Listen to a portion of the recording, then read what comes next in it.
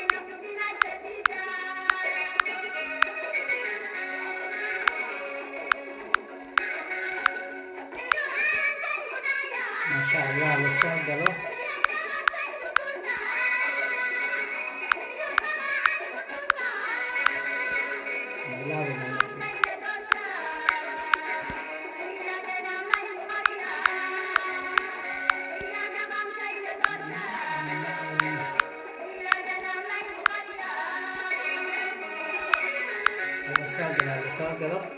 hala dhageysto waxa cusub oo Soomaaliya ka socdo isbedelka weyn ah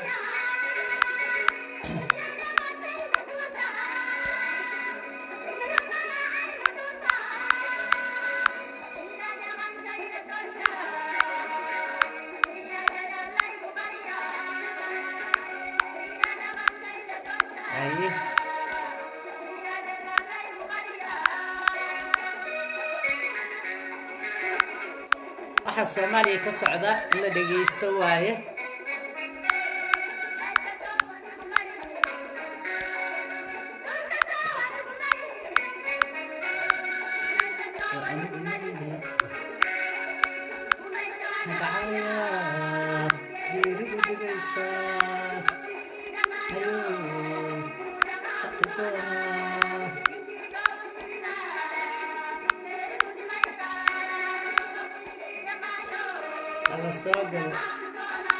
حمر isbedel weyn ka dhacay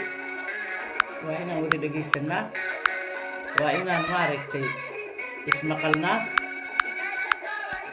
ya asxaabtaydi la soo gala hala dhageysto waxa ka socda wadanka kulligan interesan ku wadanahay waxa ka socda Muqdisho ya waxyaalaha idinka yaabiyo aad ka yaabtaan oo ka naxdaan ayaa ka socda magaalada Muqdisho إلهي ربي يهمل دجي ودنكينا سجل هيا وحير قربتك كشعب كاهن ساق بنا هيا وآد يقحرن أنيقا يا إن سودو هذا ولا لي المعان سودو هذا welcome إن أن اسم قلنا أن ودن كان أوجان وحكى سعدة يا سودو هذا إن ورت السلام عليكم ورحمة الله وبركاته وإن سلامي كل جيم بساود انتهين إن waxaan rabaa dhowr kalmadood oo shalayna aan ka hadlay inaan maantayna ka jeediyo halkan oo waxyaalaha reality-ga in la ogaado say wax u jiraan in wiilkii dhintay xaaladiisa reality ahaan say wax u jiraan inaad ila ogaataan aan rabaa in marka waxaan rabaa walaalayaal dhagiina iyo dareenkiina inaad siisaan waxyaalo in ka yaabiyana way inii sheegi doonaa marka waxaan leeyahay walaalayaal ninkii oo wiilkii dhinto xabsiga laga soo saaray waxaan jeclahay cidda hawiye inay si fiican ii dhageystaan barkee waxyaalahan ayaga aad interest ugu ah wiilkan dhintay wuxuu qabay iyo sababta iyo waxyaalaha wax looga qaban waayay oo isbitaalka loo geeyay ayaan idin sheegayaa again inaan ku soo celiyo waaye barkee waxyaalihii baa isku dhex qaldan ninka maskarada ka furay oo laga xanyuubiyay garaadihii horta inuuna shaqo ku leeyahay maanta halkaan inay ka cadeyn haya laakiin amar buuxa la soo siiyay oo la yiri booskaadu cariiri buu galayaa hadaadan waxa sameyn yaa ka dambeeyay ninkan ka daba yimid oo saldhiga haysta yaa ka dambeeyay ilaa dhakhtarkii xabsiga joogay markuu ogaaday inuu wiilkan waxba u qaban karin waa tuu soo raacay oo yiri isbitaal magaalada kamid ah la geeyo waa tii la soo kaxeeyay waa tii isbitaal la geeyay isbitaalku si kastaba oo private u yahay ninka dhibaatadiisa iyo wixii ku baxaayay tolkiisa iyo cidiisa la baxaysa marka dhakhtarkii wuxuu yiri waa in isbitaal la geeyaa meesha gudaheeda waxba loogama qaban karo ninkaasu waa gutay waajibkiisa dhakhtarka ahaa oo xabsiga ku dhex jiray uu soo raacay wuu keenay waxa yimid ninkii kaleeto oo sarkaalka ahaa oo xabsiga dhex haystay miyaa ka dambeeyay ninkan sarkaalka ah oo wiilka maskarada ka saaray yaa ka dambeeyay yaa soo amray siyaa ka sarreeya oo meesha haysta oo amarka buuxa ku bixiyay yaa waay wiilkan in laga bixiyo isbitaalkaas oo isbitaal Martiin la geeyo oo dib loogu celiyo oo ninkaas ku dhintay non Martiin laakiin oo ku dhintay xabsiga dhexdiisa waxa ka dambeeyay Mahad Cabdiraxmaan aadan ninka la leeyahay oo taliska ciidamada asluubta ah ninkaas ayaa kor ka haysta horta dadkan ciidamadaana nii sheegay amarkiisa ma ahe amar kalena ma socdo ninkaasuna haddowna dhiig daadinaynin oo dhiig oona ka daadanaynin ama qof oona dilayninna ninka taliska asluubta haysta oo generaalka waxa waaye wax u kala soconaya male marka walaalayaal waa inaad ogaataan special hawiyo inuu ogaado adinkoo raalli iga ah ninka aad ka xayuubiseen garaadaha waa nin meel dhaxaad ah inuuna talada iska lahayn asagu oo taladu ay ka timid ninka generaalka oo aan wada naqaano oo yiri ama booskaada ama ninka isbitaalka ka soo wad baabuur ku soo qaad martini gay maskarada ka bixi yaan lagu qasaarinin oo yiri ma waadan ka cabsanaynin nin islaana waaye waxaana la yiri idaacadaha fadhiiso saa rabtid u hadal yaa ka dambeeyey systemka wiilkan oo u dhintay oo oxygenka looga saaray yaa ka dambeeyey adinkoo raalli iga ah markay waxyaalo waxaa jira la jecel yahay in laga ogaado runta laakiin in la iska indhatira aana la rabin Soomaali Maxamedey yaa dhimashada ninka ka dambeeyey yaa amarka weyn soo bixiyey oo taliyaha soo diray oo ka dambeeyey waxa ka dambeeyey ninka la leeyahay waa generaal oo baydhaba soo cunay oo baydhaba soo xasuuqay oo maalin cad ka soo taqallusay 41 qof ood ogeydeen wuxuu ku hadlaayay idaacadaha intuu soo fadhiistay waa ninkii ayadoo la yiri bila Soomaaliya lama geli karo ciidamadii oo dhan dardaray undiscipline undiscipline ba yaraatay aanan lahayn odayga afka weyn leh oo maaragtay xishood iyo xishmad iyo sharci wuxuu yahay aan la soconin reality-ga markaan inii sheego ninka taliyaha ah oo lala hadlay oo maskarada bixiyay amar buuxa waxa lagu siiyay in booskiisa laga tuurahayo war amarkaas yow ka yimid waxa la hadlayaa special cida abgaal yow ka yimid amarkaas ninka maskarada looga fiiqay yow ka yimid yaa ka dambeeya yaa ka sareeya yaa amarka bixiyay waxa bixiyay nin dhiig yacaba oo aanan nixin oo waxba aan kala jeclayn oo maaragtay 41 qof ku soo cunay baydhaba oo dhiigoodii soo daadiyay oo aad ka wada aragteen facebookyada oo ilaa haddana ku jiro oo laga saarin oo annaku record aan ka wada haysano ka wada bixinay hadii birka maalin laga bixiyo inaad proof haysato ninkii mamnuucay magaalada baydhabo inuu aroos ka dhaco magaalada baydhabo haddii arooskaas aan asaga loo soo sheeginna qori oo salka ka gelinayay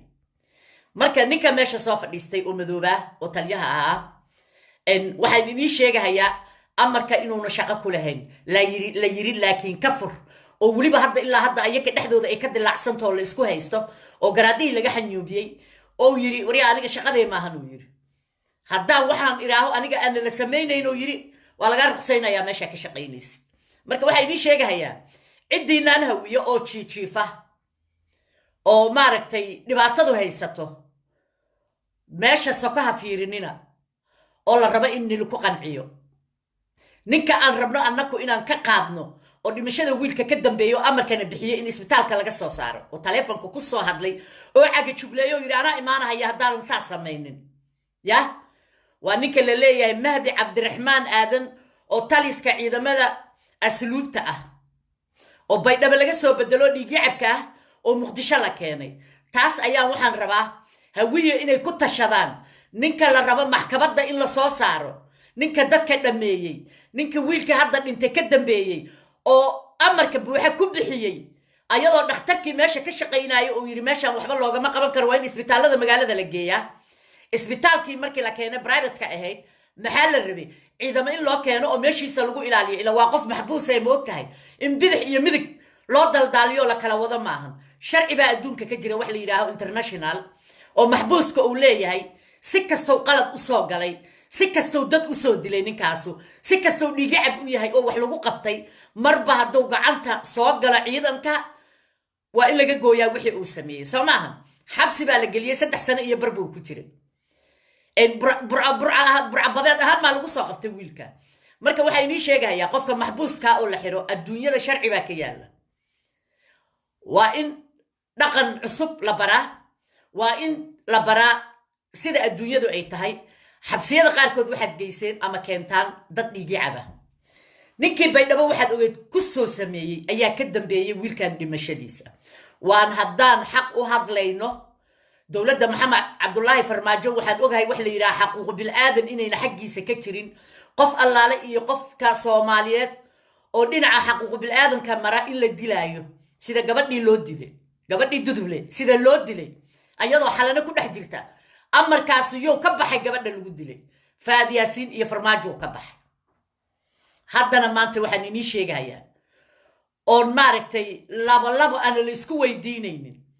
oo nin islaameed aan loo koraynin oo laga sareeyo go'aanku wuxuu ka soo baxaa golaha sare yaa waaye ninka ugu sareeya ciidanka oo markaas haysta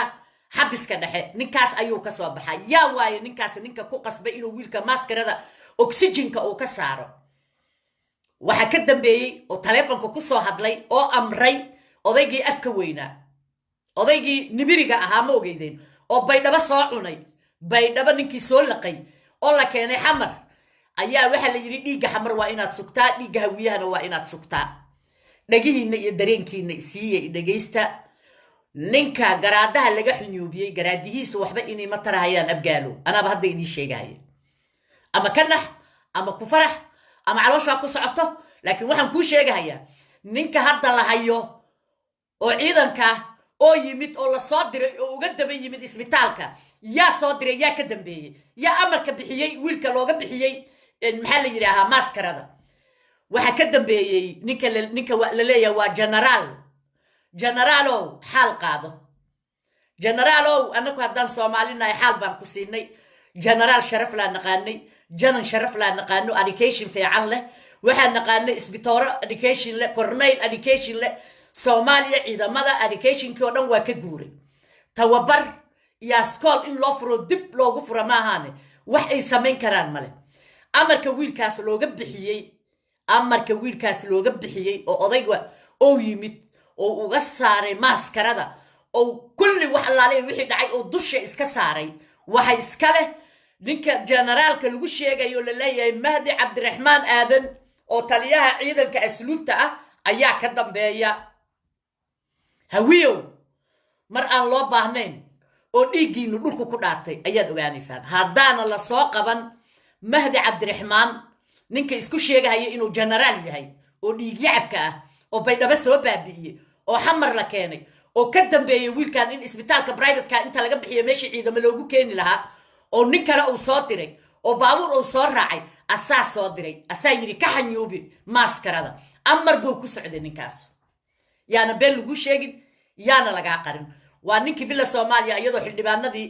wasiiradii ciidamada qaarkood loo diiday waa ninkii orod ku galay oo dardaray ciidamadii wardiyaha ahaa oo jooga villa Soomaaliya marka xoogaa waxa ku yar akhlaaqda iyo idabta odayga ku yar hadduu u maleeyay Maxamed Cabdullaahi Farmaajo inuu dhabarkiisa markasta ku jiraayo waa la isbaranayaa tii wiilkaana waa laga goynayaa hawiye waxaan leeyahay dhagiina furta odaygan maskiinka anigu ma aqaano oo la soo diray laakiin maanta waxaan inii hubaa saakay 100% inuu ka dambeeyay odagaas odaygu waa yimid isbitaalka waa laga saaray baabuur baa lagu qaaday martiina la geeyay waa laga soo saaray maskarada waa laga furay waa runtiin wax kasta waan aragnay laakiin yaa ka dambeeyay hadalkan waxa la isku haystaa yaa ka dambeeyay waryaa amarka xoogga leh bixin kara oo ninkaan maskarada nin islaama maxbuus kasta oo yahay eeyaasha ayaa loo naxaa iyo mukulaalaha arkaysid markay wax laqaan markay xanuunkooda xoolaha la saari waayo maskara loo xiraa oxygen oo la qala oo laga bixiya oo la waxeeya oo la badbaadiyo macadalla waaba qof aadama oo islaama haddana kaaga daranay oo Soomaali ah amarkaana wuxuu ka soo baxay ninkaas ka sareeyo ka soo baxay odayga waa arki kartaan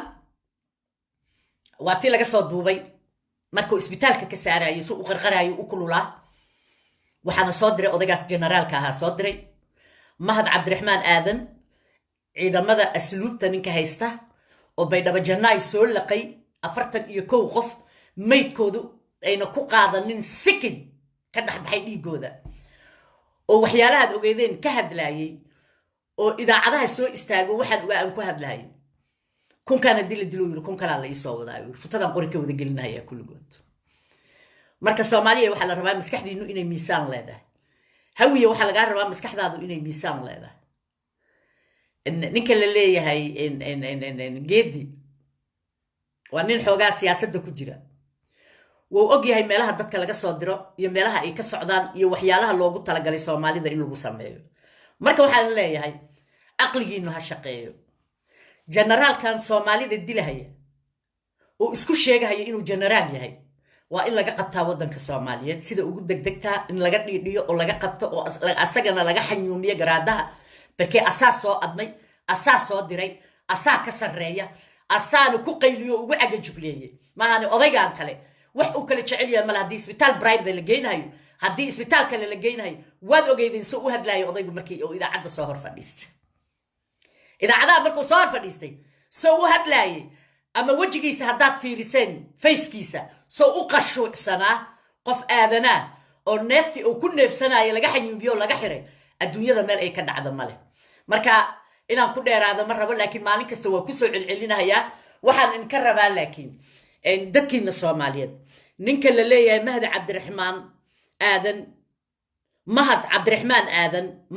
cabdiraxmaan aadan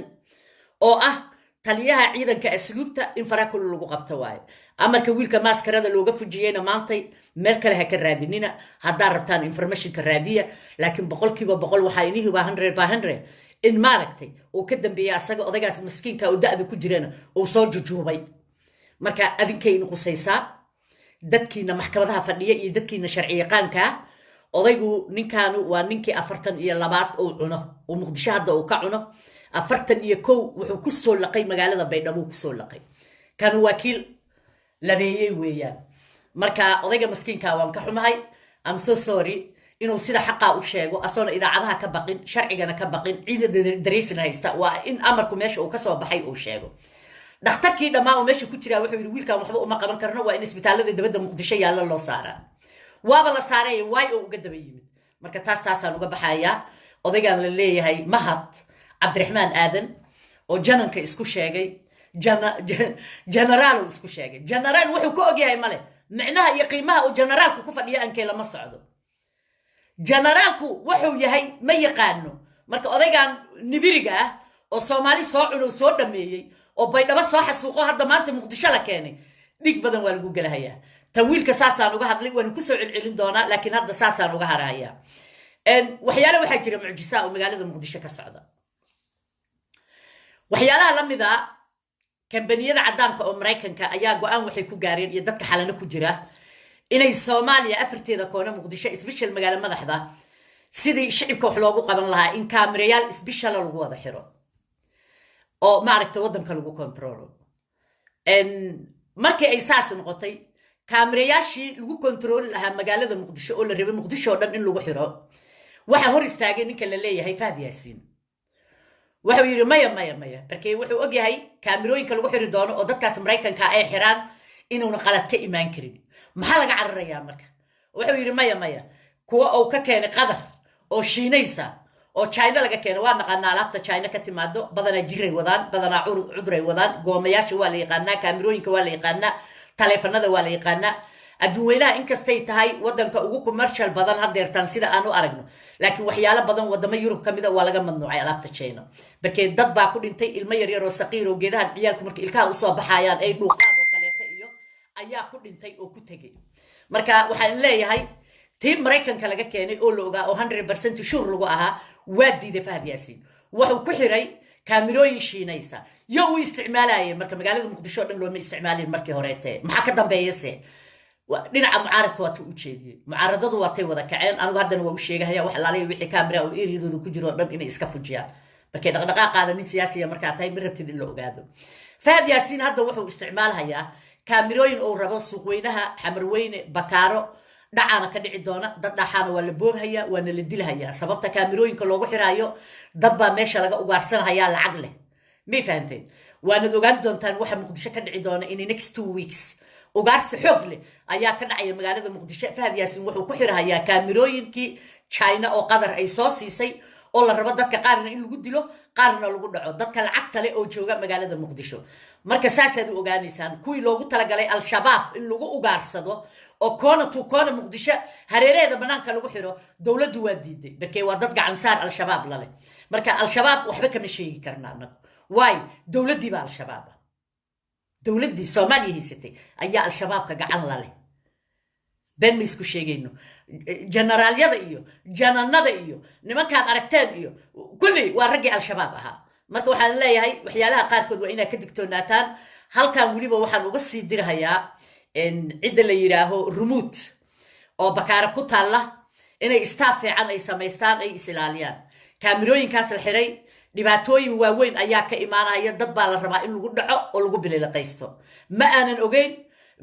dowladdu saan bayna yeeshay barkee in cabdishakuur kamana feecnid kamana xumid xoolihiisa iyo lacagtiisa iska dhaafe barafuunay qaateen ninka barafuun maaragtay hunguriyeeyey wuxuu dhaafahaya male lacagta in cabdishakuur boorsadii waa lala tegey marka waxaan leeyahay ciddiina rumuudo waa inaad is-ilaalisaan ciidamo samaysataan waa inaad kontroolkiinu oo adag yahay 100% barkee wiigaan soo socda iyo wiigga ku xiga dadka loo dal leeyahay waa dadka lacagta leh oo bakaari jooga iyo nimanka xoogaa la leeyahay dhaqaalay leeyihiin oo muqdisho jooga ayaa la rabaa in lagu bililaqaysto oo lagu xado oo la ugaarsado waxaan leeyahay reer banaadir dadkiina businessmanka waa inaad is-ilaalisaan oo be careful aad ka ahaataan dowladda Fahad Yaasiin oo u yahay sirdoonka qadar waa in ku soo socotaa waana in ku soo jahleedahay kaamirooyin shiinaysay inii xirtay inay dhaqdhaqaaqiina iyo lacagtiina iyo bangiyadiina iyo xoolihiina ay soo ogaato marka waxaan leeyahay be careful xamar waad ogaan doontaan horaan inuu ku sheegay dhiig badan waa ka daadanaa xamar taasaan leeyahay special anigu dadka alla sii dardaarmay waa dadka bac mushtarka weyn ku haysta xawlaadaha rumuud iyo maaragtay oo x albarakaad la dhihi jiray dadkaas iyo dadka kaleeto bac mushtarka oo lacagta leh oo bakaari jooga waa inay Fahad Yaasiin iska ilaaliyaan Fahad Yaasiin waa ku soo jehaysan yahay marka sanadkan bakaara si fiican loo soo galayaa waana la dhacayaa waana la bililqaysanayaa ciidan baa loo soo dirahayaa guulwadayaal loo soo dirahayaa Fahad Yaasiin aan amarkaas iskale iyo farmaajo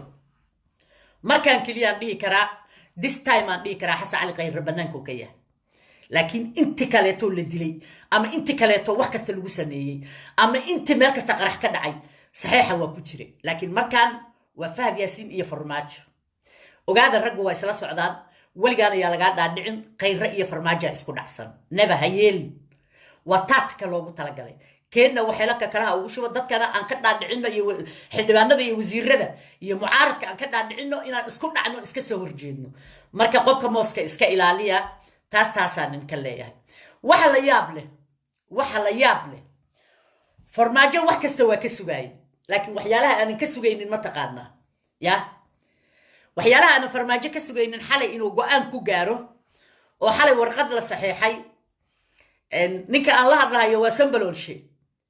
Sambaloolshe waxaan ku sheegayaa warqad baa la saxiixay lagu soo xirayo aniga maanta iga qor xalaydi horaan uga anigu shalay galabtii markay go'aan ka gaareen ay saxiixeen ma aanan ka hadlin barkay markaasaan ka baxay waan diidanaa laakiin waxaan ku hubaa dadka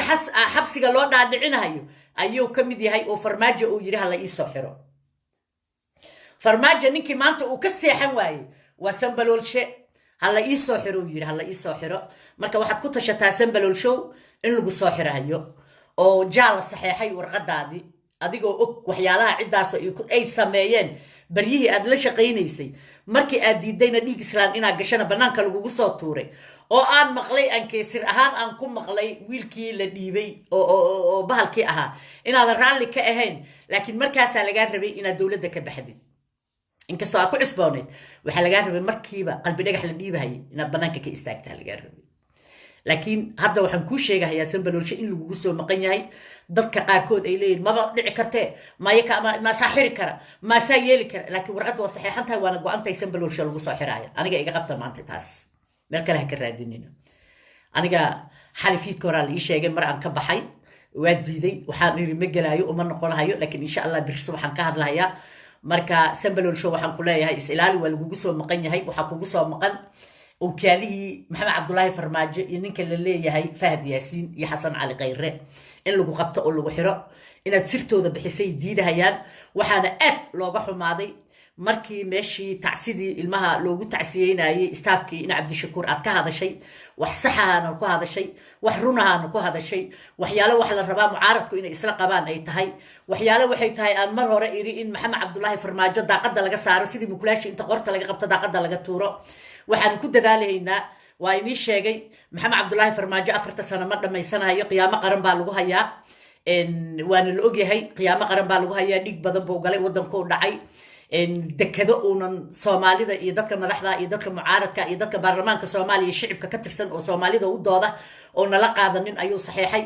maxamed cabdulaahi farmaajo badayni ayuu ka soo celiyey maxkamadda sow kenya lacag uu isku soo sharaxo ama lacag uu dhaco oo uga helo waxaan inii sheegahayaa lacaga badanna way baxayaan daraata waa inii sheegay beyle habeennimadii loo wacay waxaa layidhi wax laalay waxa lacag ku jira bangiga dhexe transfer akoonkayga kusoo shub farmaajo waa ogyahay inuuna 4 sano soomaaliya ku dhammaysanaynin nf is nf maxamed cabdulaahi farmaajo waa uga dhammaatay soomaaliya marka waxaan leeyahay dadkiina waa inaad is ilaalisaan hadda dad baa inuu kusoo dayn doonaa kaamirooyinkan shiinayska oo la xirayna bakaare hadday tahay xamarweyne hadday tahay meelaha dadka shicibka ku badan yihiin baa lagu wada xiray waxaana laga fiirsan doonaa villa soomaaliya farmaajo iyo fahad yaasiin ciyaalka iyo tuuganimada iyo dhaca iyo qalqalka la gelin doona muqdisho marka waxaan leeyahay ninkii nin waaye nacala aabihiis ku yaala waa inaad qoryihiina qaadataan ma fiicno inaa ini dhaho waa kelmad xun laakiin waa inaad qaadataan waa inaad ciidamo bilaysa ijaarataan waa inaad iska celisaan soomaalidu waxay leeyihiin dad badan oo waddanka usoo dagaalamay oo ciido ah oo ammaanka iyo heerka maanta aan taagannahay dad baa na soo gaarsiiyey marka ninkaanu inuu qalqal gobolkeeni geliyo iyo magaaladii soomaaliya iyo waddankii soomaaliya afarteeda koona olo weynna wuu ka socdaa waa ogtihiin imaaraadka sacuudi arabiya wuxuu ka socdaa wadamada yurub anigaan kula hadlahaya hadda waa la iisoo hanjabay jaar rabood ayaan geeyey biliiska magaalada UK oo aan joogo ninka la leeyahay fahad yaasiin iyo ninka la leeyahay farmaajo xasan cali khayre iyo xaaska madaxweynaha oo hadda ka horna dad ii soo dirtay 2 nin iyo 2 naagood waxaa la yiri hadday saas marka anigu hadda fiiri dhibaatada ayaa ka haysata qof waxaan ahay double citizen oo talyaaniya oo ingiriisa UN-ta muqdishona jaa waa la hadlay waa u sheegay waa u diray warqadaha ilmahayga jaadiro waa la geliyey haddii wax yar igu dhacaan ay xagtin magaalada ingiriiska dhexdiisa igu gaarto maxamed cabdulaahi farmaajo iyo naagtiisa ay fahad yaasiin iyo xasan cali khayre waa qoran yihiin iyo ninkii la dhahayay muxuu ahaa ii sheega mustafa dhuxulow marka waxaan inii sheegahayaa hanjabaadaydu waa badatay taleefanaa la ii soo diraa waa la ii hanjabaa laakiin nin wax iga qaadi kara oo alla leeyahay inayna jirin ayaan u sheegahayaa nin wax iga qaadi kara oo alla leeyahay ilaahayga casaa wajalla aanan ahayn oona jirin naftayda ilaaha leh walaa aadamaana lahayn walaa dad la soo dirsadaana lahayn taleefanada hanjabaadda qoraalka biliiska ingiriiska wuu haystaa magaalada aan ka deganahay UK waan geeyey raboodka waan geeyey everything biliiska waa la socdaan gurigayga meel aan la arkayn camera banaanka waa lagu xiray marka hanjabaadaydii aa badatay marka aniga wax la iga qaadahaya male anigu waxaan leeyahay ka dhagalaada waa ku jirahayaa ma ka baxaayay hanjabaadoodana waxba iima tarayso ilaahay wax dila nin idili kara male wax la iga qaadi kara male muqdisho waa u soo socdaa abeen oluhu bilowdaan muqdisho naagti timaadaan ahay waan inii sheegahayaa bakaara garbasaar ku socotaan ahay xamarweyne garbasaar ku timaadaan ahay 4 koonoo muqdishaan mari doonaa goboladan aadahayaa nin wax iga qaadi kara oo alla leeyahay ma jiro ilaa waqooyiyan ka dhacahayaa nin wax iga qaadi karaa ma jiro naftayda ilaah baa iskale maalintii rabbi oo iigu talagalay inaan dhintaan dhimanaya marka dadka hanjabaada wada iyo dadka wax ii soo qorahayo ii hanjabahaya ama taleefanada soo dirahaya wax ay iga qaadi karaan male waa balaabalaa waa ciyaal suuqnimo laakiin aniga raboodkayga UN-ta magaalada muqdisho waa u gudbiyey safaaradaha talyaaniga iyo ingiriiska waa u gudbiyey waanan u sheegay proofkiina waa diray ankee marka taasaan in kale raalli ahaada laakiin inaan inii sheego ayay ahayd waxaa la yiri dawladda faraha kala baxdo dawladdu waa tuugo anaa shalay dadkii waxaan ahaa u doodahayay isma aanan dhahayn dhiig baa laga daadinhayaa dad baa xaqoodii la dhacahayaa dad baa xuquuqdoodii la dhacahayaa dad baa la rabaa in maaragtay loo hanjabo oo waxay xaq u lahaayeen in xoog lagu dhaafiyo la rabo bal naagta madaxweynaha waa naag la qabo waad ogtihiin wixiina kala maray aniga ayada in ay tiri 2 kursoo kale ha layga siiyo maqaamka xamar waxay tiri galmudugna wax allaalay waxay dawladdu rabto waa inay yeelaan ninka dawladdu ay wadatana ay saaraan magaalada galmudug marka naagta waxaan u sheegahayaa xogaa siyaasadda ka qaldan xogaana waxaan maqlay qofku inay xogaa mutacallintay wax soo baratay laakiin hadda waxaan u haystaa inaynan tacliinta NFK oo ilaa halkaas la ay naag madaxweyne qaba ay ku hanjabi karto inayna ahayn galmudugna ayna ka soconaynin waxay dawladda rabto xamarna ayna ka socon doonin laakiin anigu waxaan ballan qaadahayaa in la xaaqi doono dawladda farmaajo iyo xasan cali khayre iyo fahad yaasiin iyo xaaskiisa iyo ragga dhiigyacabka oo dilay mustafa dhuxulow iyo rag kaleeto oo la wada ogyahay loo aamusan yahay niman kale ay ku jiraan amarkuna ayaku ma aynan sameynina amarku kor buu ka yimid yaa ka dambeeyey waa khayre iyo fahad yaasiin iyo farmaajo ka dambeeyey waan ognahayna waan ognahay wasiiradda isboortiga inay fara badan ka hayso ay halkaas ka qaaqlaysay tiri waan sheegahayaa sidaad u disheen iyo amarkii aad bixiseen maxamed cabdulaahi farmaajo marka waxaan ini leeyahay taas waa inaa ogaataan wax allaale iyo wuxuu rabo maxamed cabdulaahi farmaajo ama ay rabaan xasan cali khayre iyo xaaska madaxweynaha in adeertiis kama soconaysa galmudug waxaan rabaa dadkiina reer galmudug jooga special ciddiina habargedir xaaqinka ugu weyn inaad marisaan waxyaalaha dhisbinkaa waa la xaaqaa cayayaanka waa lagu istaagaa waan inii sheegay waxaan ini yidhi aboorku hadduu galo alwaaxa ilaa aad gubto oo aad fujiso aad gubto meesha dhan ma ahane agoolku ma baxo aboorku ma baxo aboor waad aragteen alwaaxda markuu galo soo u cunahayo dowladda hadda jirta waa aboor meeshay gasho waa fadaro waa in la gubaa marka taasaan idinka leeyahay galmudugna waa laga xaaqahayaa ciddii dirta ahayd iyo qoladii reer nimcaalena waxaa laga gaaray guul aad iyo aadaan ugu faraxsanahay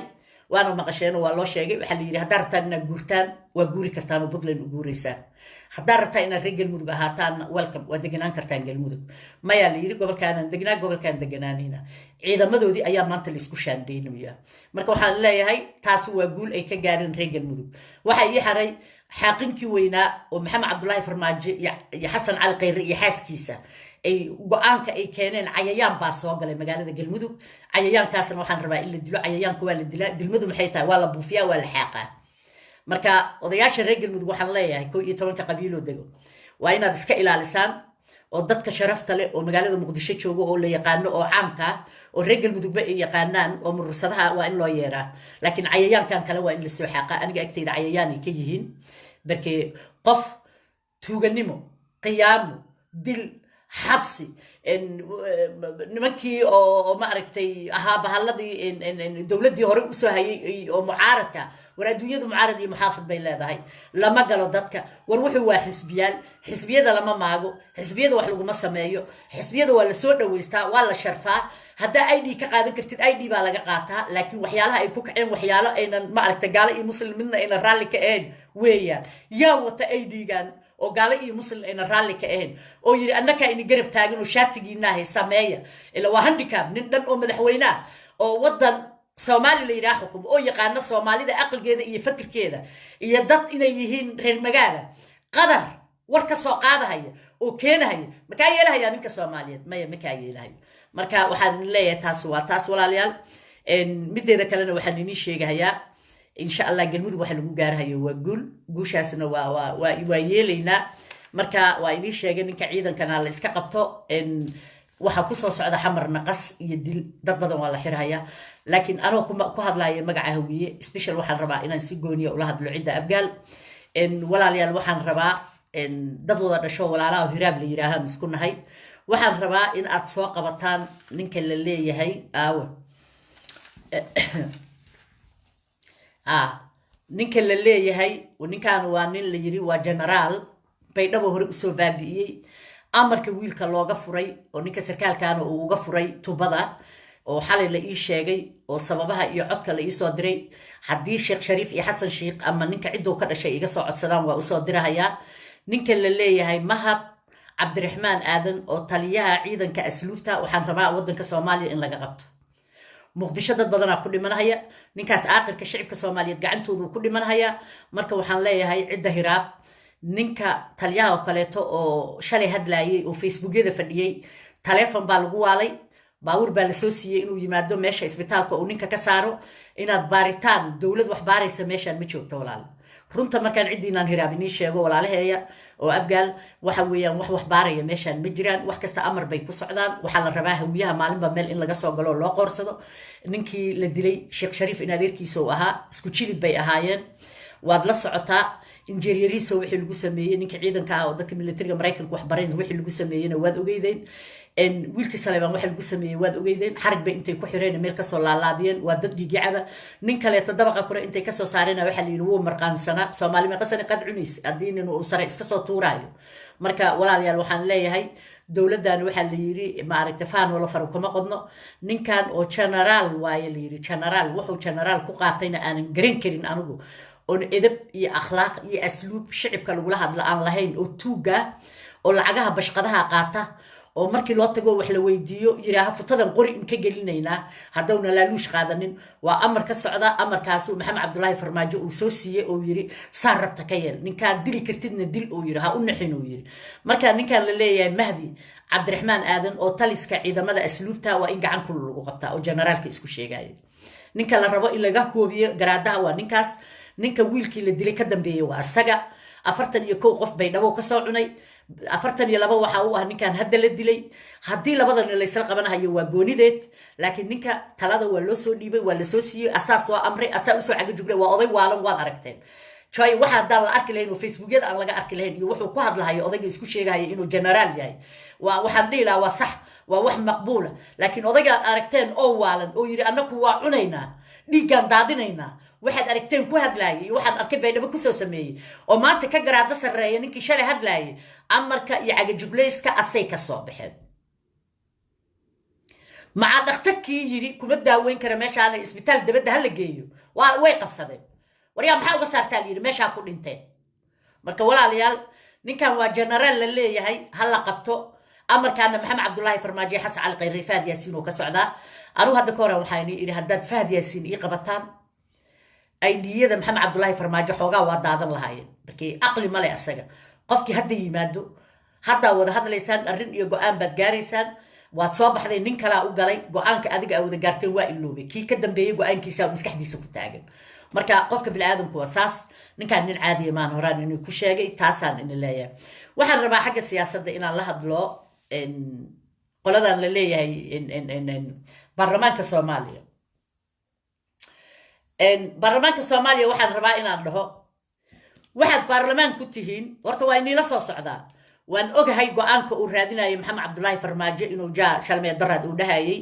oo uu soo dhaxdhigay oo uu yiri waa in 2 sano la igu daraa oo aad raahan wadanka al-shabaab ka buuxa qarxiisa ka jira wax soconaysa male waa wuxuu asagu ugu talagalay hadii 10 qarax ay ka dhacaan Soomaaliya dhexdeeda magaalada Muqdisho baarlamaanku awood iyo quwad oo ku sameeyo male waa waxay ugu talagaleen asaga iyo Fahad Yaasiin inay kursiga ku sii badsadaan waqtiga marka anagu ma yeelayna hadaan nahay shacabka Soomaaliyeed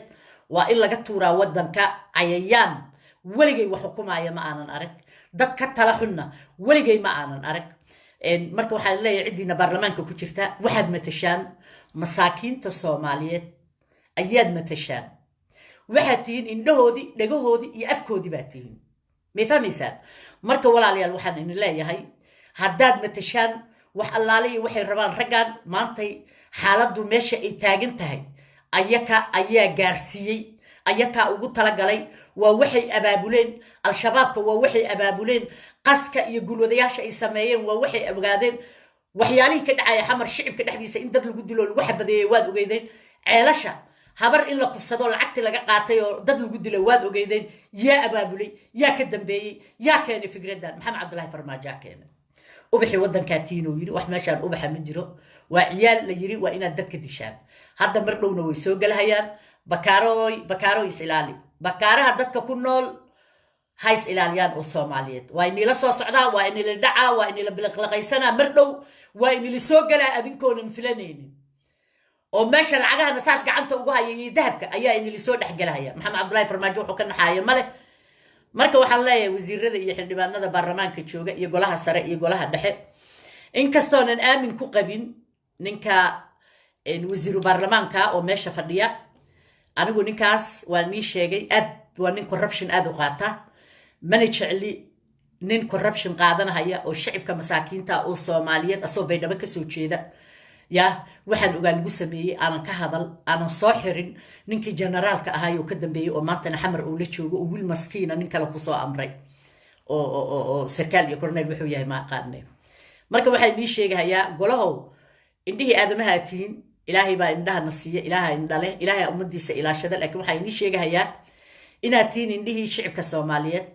oo baarlamaankaas wax allaale wixii go'aan aad ka gaartaan oo shacabka lagu la dhaqmo in adinkuna ka dambeysaan marka hanjabaad dheer waa inay imaanaysaa waan ogahay in la hanjabahayo waan ogahay inay dhibaatooyin in ka soo gaarayaan laakiin ragnimadii iyo naagnimadii aad ku tagteen golaha shacabka oo aad tiraaheen annagu dadkeena Soomaaliyeed ayaan mataleynaa waxaa ku jira nin disaybala, waxaa ku jira qof curyaana, waxaa ku jira qof sariir saaran oo aan hadli karin oo dhareerka laga tirtirayo. kulli dadkaas iyo qabiilooyinkaas isku yimid oo commonka oo Soomaaliyeed ayaad matashaan. markii aad nin dantiisa ma ahe dan kale aan lahayn ya oo xaaraan ilmihiisa u aruurinayo iyo naftiisa oo nan calfan doonin, hadallada uu in soo dhaxdhiga waa inaad ka fiirsataan. masaakiinta jiran oo dhibaatadu ku jirta magaalada Soomaaliyeed waa inaad fiirsataan. dhibaatooyinka awoowayaasha iyo aabaha Soomaaliyeed oo gobolada jooga oo lagu hayo, cunaqabateynta gobolaha lagu hayo oo lacagahoodii lagu isticmaalayo lagu baabi'inayo waa inaad ogaataan. marka waxay nii sheegayaan dadkiina golaha shacabka fadhiya inaad matal u tihiin wax fiyo iyo wax jiranba. waxa go'aan aad gaartaan biri haddii Soomaaliya qof shicib ay wax ku dhacaan aad masuul ka tihiin oo adinku aad raalli ka noqoteen. horta shicibka Soomaaliyeed raalli kama noqonayaan, nimanka musharaxiintaana raalli kama noqon doonaan. dowladaha adduunkana waa loo sheegay, UN-tuna waa ogyihiin. maxamed cabdullaahi farmaajo heer wuxuu gaaray in ninka wasiirka ninka la leeyahay ambassadorka Mareykanka inuu corruption ku sameeyo lacag siiyo. heerkaasuu gaaray maxamed cabdullaahi farmaajo. marka waxaan ii sheegayaa 2 sano iska dhaafe saacad inuuna ku darsan karin maxamed cabdullaahi farmaajo. wixii ka yimaadana magacyadiina waa la wada yaqaanaa. inta xildhibaan oo meesha ku jirta waa naqaanaa, inta wasiir oo meesha ku jirta. odayga mursal annagu kuma tashano, barkay mursal asagoo golihii shicibka madax u ah ayuu corruption nagu bilaabay. corruption weyn ayuu nagu bilaabay. farmaajo la cunteeyaa, farmaajo shilinka ka qaataa, farmaajo la maaragtay sidii ninkii yiri oo kaleeto. anigu aabba farmaajo ayaan ninkaan haysta Hirshabeelle. waxa waaye hadduu rabo inuu bakeeri biyaa cabo uu jooga Hirshabeelle waa inuu farmaajo waxa uu yiraahdo farmaajo ma ii fasaxda kafeeyga biyo aan cabi lahaa waare. marka ninka baarlamaanka haystana waa saas oo kaleeto. marka waxaan in ka codsanaynaa annakoo cod dheer iyo cod gaabanba ku qaylinayna oon lagu haraynin. maxamed cabdullaahi farmaajo waa inaad go'aan ka soo gaartaan. dowladda maxamed cabdullaahi farmaajo waa inay automatically is-casishaa. mar horaan in ku bilaabay casilkaas waa inay is-casishaa. war dowladdu maxay isku casileen? war dowladdu qiyaamo qaran bay gashay. madaxweynuhu markuu qiyaamo qaran gobolka uu madaxweynaha ka yahay uu ku sameeyana waa laga qaban karaa. mideeda kale dabagalka aad Soomaalida ku wadaan oo aad rabtaan inaad shicibka Soomaaliyeed oo masaakiinta iyo ciyaalka aad afka u gelisaan in Soomaaliya deyn lagu leeyo deyn cafis oo jiro waa inaad joojisaan. annaka deynna laguma laha. wasiiradiina iyo xildhibaanadiina waa inaad ogaataan madeenkii maxamed siyaad barre annakii joognay waaga oo dhalanay ayaa og iyo ka hor may fahanteen. deyn kale oo annaku Soomaaliya loo qaaday oo lagu og yahay allahay ka alle nabigay maxamed yaa u qaadahay. maxaa lagu sameeyay? maxaa lagu qabtay? ya war airportkaad aragteen ninkii xaaqay oo sameeyay Sheekh Shariif oo ahaa lacag asagoo uu leeyahay ayuu galiyay. maanta airportka asaga maaragtay looga joojinayo inuu diyaarad ka raaco. marka waxaan leeyahay deyn cafiska dabada looga wado oo la rabo Soomaali in lagu shirqoolo si deyn lagu qaato dowladaha deyn looga soo qaato. shirkad baa waxay tiri 80% anaa bixinayo deynka Soomaaliya lagu leeyahay. waryaa waa been. sababtay u bixinaysa maxay tahay? bakee lacag baa la rabaa in looga qaado oo laga dhigo deyn Soomaaliya lagu leeyahay inay bixinayso. marka waxaan in leeyahay everydayna waa ka hadlayaa Soomaaliya deyn laguma lahan. lacagaha wadanka laga saaro oo laga dhacay wardeenkii maxamed gurnadina ku lahaa waagi maxamed siyaad barre 10 jibaarkeed ayay bixinaysaa. midda uu guryaha ka dhistay oo ka dhistay adduunyada oo lacagta uu saaro wadanka ka saaray maxamed cabdullaahi farmaajo oo niman islaameed magacyadooda uu ku wada xawishay. bangiyada Switzerland in la tago waay, qayro la baaro waay. 3 sano wadanka waxaan ku leeyahay waa la firaaqeeyay. lin orange oo la miiray ay ka dhigeen Soomaaliya. marka waxaan leeyahay xoolihii bilayska lacag lama siiyo oo ciidamadii lama siiyo lacag. waxa la keenay Ethiopian baa galmudug la keenay mushaharkii ciidanka bilayska Soomaaliyeed oo xaq iyo xaquuq u lahaa oo ninna ka bariyeen madaxweynena oo ka bariyeen oo xaqooda ay yihiin inay wadanka Soomaaliya shicibka Soomaaliyeed ay ku badbaadiyaan ayay dawladdu afka iska marisay Ethiopian ka siisaa. marka waxaan leeyahay waxa xaquuqda waa inaad u kacdaan. waxyaalaha kale oo quuqleyska ma ahan. ninkan qiyaamo qaran buu galay. habeen Sooma oo hor fadhiisan inaan ku leeyahay golaha baarlamaanka shicibka habeen ma una xisaabtamin 3 sano. habeen wuxuu wadanka ku soo kordhiyay male kaamirayaal Shiina laga keenay iyo qadar nooc ee qadar soo dhiibtay ayaa lagu xirayaa in lagu dhaco shicibka Soomaaliyeed. marka waxaan leeyahay waa waqtigii ay hurdada ka kici lahaydaan waa yawm al-khamiis.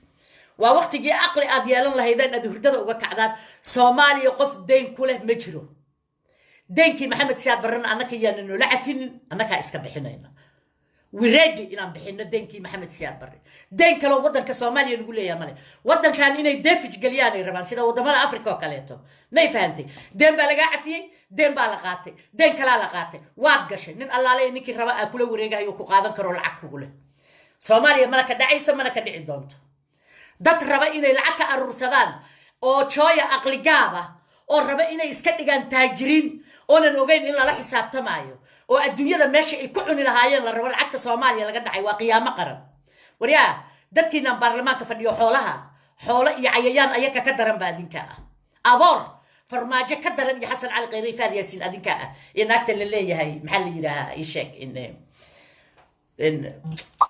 naagta madaxweynuhu qabasayna macallin waa saas markaan sayna macallin soo hadal qaadayo ay iga ma ahan aniga laakiin waxaan ogaa inay Mareykan intii ku soo wareegtay laba akoon ka furtay lacaga ay tiri hiiraan loogu tala galay akoonka laga soo buuxiyay oo hiiraan $1 aan loo geeyay shalay maxaan iniri markaan hadlayo qiyaamo inii ma tagaysa lacagtaas hiiraan iyo sadaqana ma galayso war joogaan iniri war jooga maanta ka aruurinaysaan marka akoonka sayna macallin lacagta ku jirtaa taasaan leeyahay marka wali waxaan rabaa inaan la hadlo nimanka baarlamaanka intaan arrimeeyga kale u sii guda gelin waa soo gaabinayaa warka waxaan leeyahay go'aan allaale iyo go'aanka aad baarlamaanka shacabka ka gaartaan waxaad ogaataan dad masaakiina inaad u taagan tihiin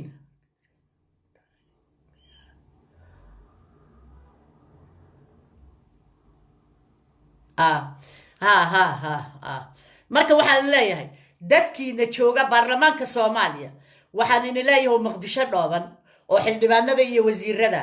ninka madaxa ugu sarreysa la iska ilaaliyo ninku labada daanbo wax ku cunaa mid waa farmaajo midna waa xasan cali qeyri laakiin kitaab jaamacad gacanta saarteen jawaahirna waxaan ka codsanayaa ninkii hore ra'iisul ahaa maaragtay gudoomiye hore baarlamaanka in geed dheer iyo geed gaaban loo guro dadka corruptionka oo meesha ku jiro la sheegayna in laga qabto dadka oo xasan cali qeyri gato la sheegayo oo lacagaha ka qaatayna in laga qabto meesha waxaad rabaan inaad go'aan ka gaartaan dawladdan maanta haysata wadanka dawladdan dawlad maahan waa dawlad tuuga ah waa dawlad damacsan inay shacabka masaakiinta oo baahan ay ka dhaadhiciso adduweynaha lacagaha nal ku soo caawin ayaa deen nal kaga dhigaya wariyaa aniga ninka waxay ku caawinaya caawinaadiisaba ha goosto waxaan uga baahanahay male aniga midda xamar iga soo gasha ayaa NF igu ah aniga we don't need inay soo caawinaan adduweynuhu waa idab darro waa si lacagaha ciidanka iyo lacagaha dadka disableka iyo lacagaha la rabo in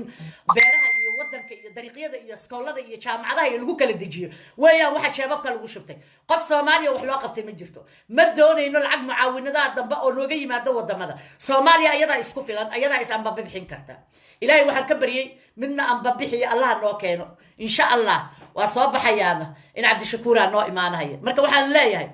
baarlamaanku waxaad ogaataan go'aankiinu inuu yahay go'aan aad shacabka Soomaaliyeed ama ku seel gareyn kartaan ama aad ka seel gareyn kartaan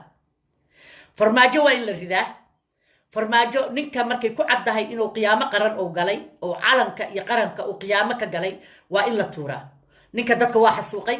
ilmo islaameed oo dhalinyaro ah oo ciidan in loo qoro aanan gaarin ayuu wuxuu ka soo aruuriyay Puntland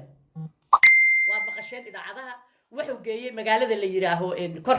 meesha xuduudada ay joogaan maaragtay dolo iyo ka kor iyo meelaha al-shabaab ku joogaan baahiya lagu dilay maanta waxa lagu leeyahay idaacad kasta waxay la fadhidaa inay ku leedahay ilmihii al-shabaab idaacadaha al-shabaab ka soo hadlayaan hooyo aabba dhalay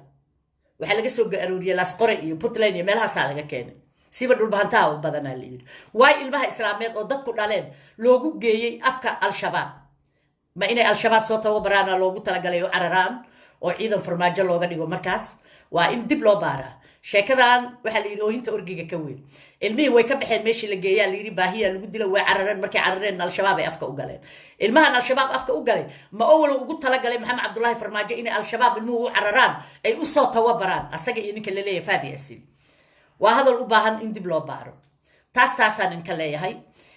waxaan ku leeyahay Sambalool show be careful iska oo is ilaali warqadaada shalayda hore la gooyay oo la yiraahdo lagu soo xiro aniga waxyaalo aan ku qoslaayo waligay waxaana maqal ayaan maanta maqalhaya nin siyaasiya nin dawladda la soo shaqeeyay nin dawladda ka tirsanaa nin xisbiya oo xisbiyaan ku jira ayaa waxa la leeyahay warqad baa loo gooyay hala soo xiro wax kalena maana waxa la yiri ma una seexanin maalintii aad tiri war waxaan Sheekh Shariif baa yiri ninka darishada laga tuuro waana run waa fikrad ay Soomaalidu oo dhan la qabaan in ninka daaqada laga tuuro madaxweyne ma maanta waad aragtay ayadoo Soomaali saas tahay Somaliland baa kacday oo abaabula wadaha deertaan dhibaatooyinka u geysta waa midayna ka soo kaabsanayn oo internationalka oo dhan uu la yaaban yahay ninku waa ruwaay marka hadduu isiri Soomaalidu waa cayayaan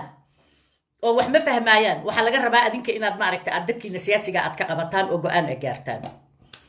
waxaan ilaahay ka baryahayaa caawin waa inila soo hadlahayaa in la qabto ninkaas waxaan ka codsanayaa ciidamada Soomaaliyeed oo daacadda ah oo ilaahay ka baqa oo Maxamed Cabdullaahi Farmaajo aan ka cabsanayn Xasan Cali Khayre ninka generaalka isku sheegay oo Mahdi Cabdiraxmaan aadan la yiraahdo oo taliska ciidanka asluubta inaad soo xirtaan garaadaha ka dhigtaan dharka ciidanka ka qaadaan gurigiisa tagtaan lacagaha ku oo xaday oo dadka oo ka qaatay aad ka soo aruurisaan wuxuu qaataa gunnow qaataa xafiiska taliska ciidanka wuxuu u fadhiyaa inuu dadka ku handado oo lacag ka qaato ninka wiilka dhintay oo abgaalana asaas soo amray ninka kale to korneelka asaa yiri ka fur oxygenka dib ha loo baaro waad ogaan doontaan hadalkayga noqonaysaa walaalayaal waxaan leeyahay intaas waay intaas insha Allah ilaahay waxaan ka baryaynaa dawladdan maaragtay in daaqada laga tuuro waxaan dawlad maahan waa dad tuuga waa dad baahan waa dad horeyna u soo baahnaa waa markaan runta isku sheegayno barkee wayga ay wax u sameynayaan ayaan ka dareemi karnaa dadkan dad baahan inay yihiin oo nolosha ka soo dhaco jirkooda vitaminna ka maqnaa marka maxay ku soo celin karaan lacagta shacabka Soomaaliyeed lacagaha canshuuraha lacagaha maaragtay dadku soo diraan deeqaha la soo diro waxa dadka masaakiinta oo markii dhibaatooyinkii sida Hiiraan oo kale ay dhacdo jeebabka inay ku shubtaan bangiyada geystaan qadar maalinba lacag jeega laga soo qaado Fahad Yaasiin waa sheekadaas socota marka insha Allah dawladda cusub waa joojinaynaa lacagaha dabadda naga soo galo dhan xisaabtan waa inuu dhacaa bangiyada waa lagu maqan yahay Maxamed Cabdullaahi Farmaajo trashooyinkiisa insha Allah biidnillaahi alkariim waa dad badan baad soo ogaan doontaa waxyaalaha soo dhacaya marka qosolaan la fadhinaa mar hore alla bilaabay gabagaba la joogaa hadda ya mar dhuceeba badan baa banaanka imaan doona marka don't worry waxaan hadda maanta halkaan ka iri aan keenlo ogaado walba waa la ogaa moogtahay laakiin la maleystaan ninka beyle la leeyahay tuugana hala soo qabto hala soo xiro hala la xisaabtamo rag baa jire Ingiriisa oo raba maanta inay la xisaabtamaan iyo Mareykan isku dhex jiraan afar ku dhufa ma soconayso lacagiyo dhan waa la hayaa kuwii qadar ay soo dhibtay way soo gudbin doontaa intii oo lacag ka soo qaaday Fahad Yaasiin oo bashqad ama Xasan Cali Khayre jeega uu soo qaado dhan qadar waa soo gudbinaysaa qadar markaan dantaan leenahay in ka gaarnayna dirishadan ka saaraynaa ayada dhan qadar waa wadan terrorista Soomaaliya asxaani u fashan male marka في أمان الله نغنيسا هالكاسن إنكو سلامة يا تليها جنرال كان هلا ساقبت هلا حرو أساكد دنبي أمر كيس أي أكسجين كل جبحي سلام عليكم ورحمة الله وبركاته